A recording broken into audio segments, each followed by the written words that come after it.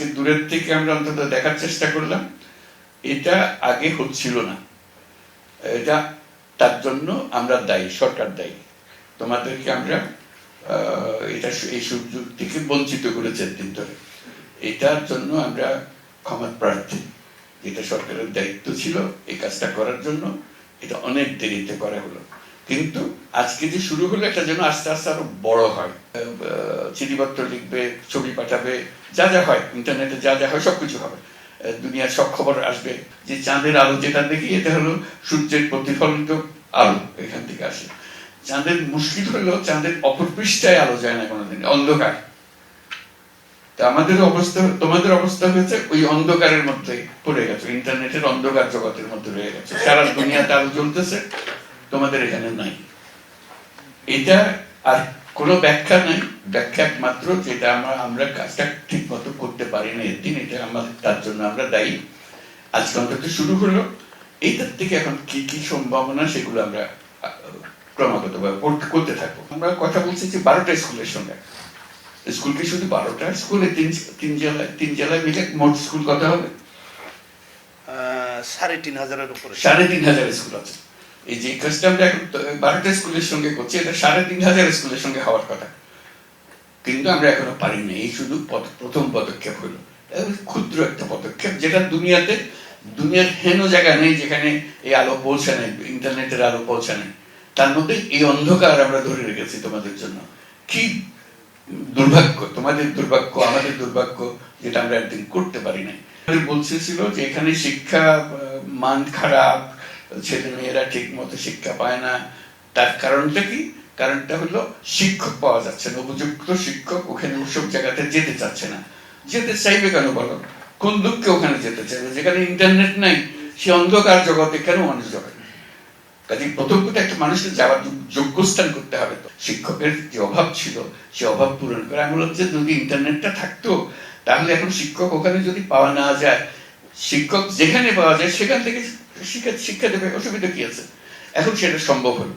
এখন চেষ্টা হবে যে শিক্ষক, প্রত্যেক স্কুলে শিক্ষক, যে বিষয়ে শিক্ষকতা দরকার এটা আমাদের আয়োজন করে দেওয়া, যাতে করে যে যেখানে আছে, উনি ঢাকাতে থাকুক, উনি রংপুরে থাকুক, উনি চট্টগ্রামে থাকুক, উনি কক্সবাজারে থাকুক, যেখানে থাকুক, সেখান থেকে শিক্ষাদান করবে, অসুবিধা হতো না। শিক্ষার উদ্বোধন হলো আজকে, আমরা শুরু করলাম। এই শিক্ষার মান যাতে বাড়ে, যে শিক্ষক যেখানেই থাকে, শিক্ষকের অভাবে শিক্ষার মান যেন কমে না যায়।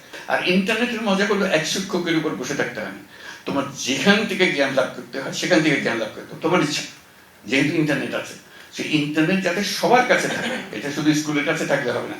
এখন আমরা যেটা করছি এটা স্কুলের কাছে যাচ্ছে, আমাদের চেষ্টা হবে প্রত্যেক ছাত্রের কাছে যাতে ইন্টারনেট যায়। এই অন্ধকারের যুগ, এই অন্ধকার যুগ থেকে আমরা বেরিয়ে আসতে চাই।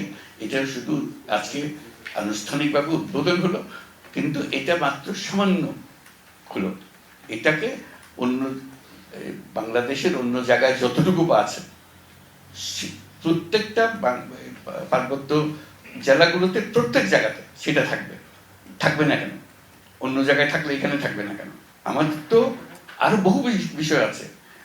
আমরা কি হচ্ছে দুনিয়াতে, কি হচ্ছে সেটা জানতে চাই, তথ্য জানতে চাই।